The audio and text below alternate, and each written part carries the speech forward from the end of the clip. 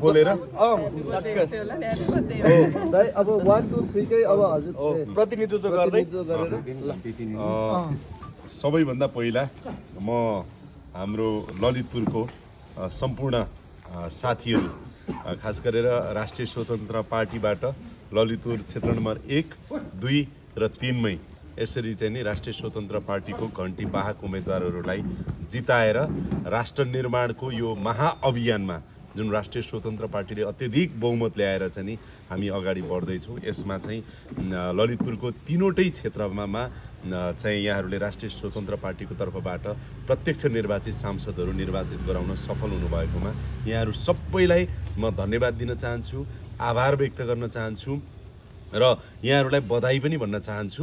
हामीले यसपटक ललितपुरको हकमा देशमै त हामीले इतिहास बनाएकै छौँ, बनाउँदै अगाडि बढिरहेका छौँ।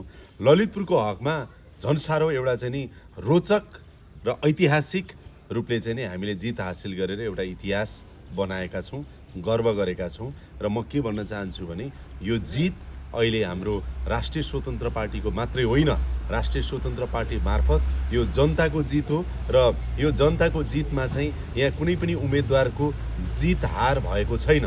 यसलाई हामीले जित र हारको रूपमा भन्दाखेरि पनि हाम्रा अरू जति पनि प्रतिस्पर्धीहरू हुनुहुन्थ्यो उहाँहरू साह्रै सुन्दर प्रतिस्पर्धीहरू हुनुहुन्थ्यो, धेरै उपविजेताहरू बन्नुभएको छ, विजेता मात्रै हामी बनेको हो र यो विजेता हामी बनिराख्दाखेरि पनि यसमा ओनरसिप उहाँहरूको पनि छ र त्यसैले यसलाई एउटा पार्टीको एउटा उम्मेदवारको जित हार भन्दा पनि अहिलेलाई चाहिँ ललितपुरको हकमा समग्र ललितपुरको जित भएको छ। ललितपुरको 1, 2, 3 तीनवटै क्षेत्रको जित भएको छ। हामी 1 को विजेता, 2 को विजेता, 3 को विजेता जो छौँ हामी सबै क्षेत्रको लागि हो र सबै क्षेत्रको लागि त्यही रूपमा हामीले काम गर्नुपर्ने छ। र मैले यहाँहरूलाई भनेको पनि छु, हामीले ललितपुरको विकासको प्रारम्भ भनेको हाम्रो ललितपुरको दक्षिणी भेग 1 नम्बर क्षेत्रको दक्षिणी भेग हेलटारदेखि नै सुरु गर्दै गर्दै ल्याउनुपर्छ, 2 मा पनि गर्नुपर्छ, 3 मा पनि गर्नुपर्छ।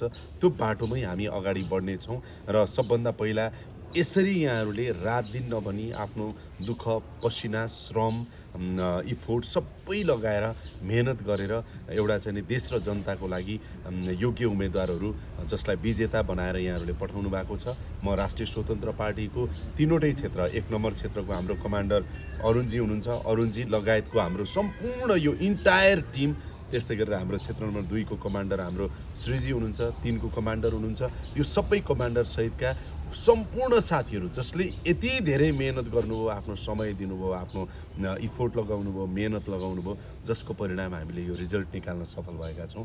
यहाँहरू सबै बधाईका पात्र हुनुहुन्छ। मैले त तपाईँहरूलाई भनेको थिएँ, मैले के भनेको थिएँ भन्दाखेरि 1 नम्बर क्षेत्रबाट तपाईँहरूले जसरी हुन्छ बुद्धरत्न महर्जनलाई जिताएर ल्याउनु होला र त्यो नै मेरो लागि सबभन्दा ठुलो उपहार हुन्छ, त्यो नै राष्ट्रिय स्वतन्त्र पार्टीको लागि सबभन्दा ठुलो उपहार हुन्छ, त्यो नै देश र जनताको लागि ठुलो उपहार हुन्छ भनेको थिएँ।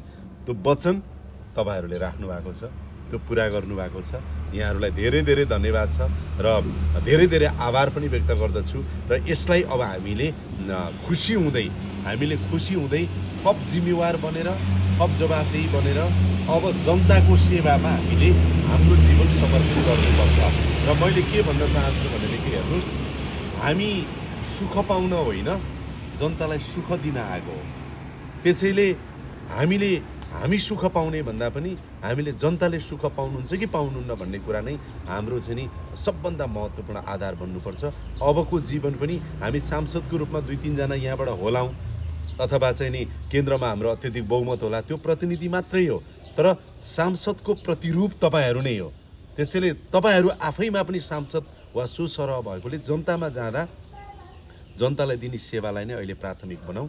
र यो विजय मैले अघि नै भने हाम्रो विजय मात्रै होइन, तपाईँहरूको मात्रै होइन, ललितपुरको मात्रै होइन, समग्र जनताको विजय भएकोले जनता यसको सबैभन्दा पहिलो बधाईका भागीदार हुनुहुन्छ।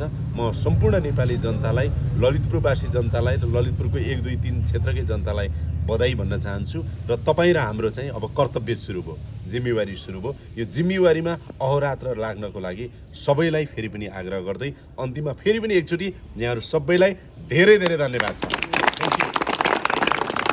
हाम्रो अरुणजीले अलिकति बोल्नु अनि श्रीजीले थोरै बोल्नु अनि त्यस पछाडि काट्छु म।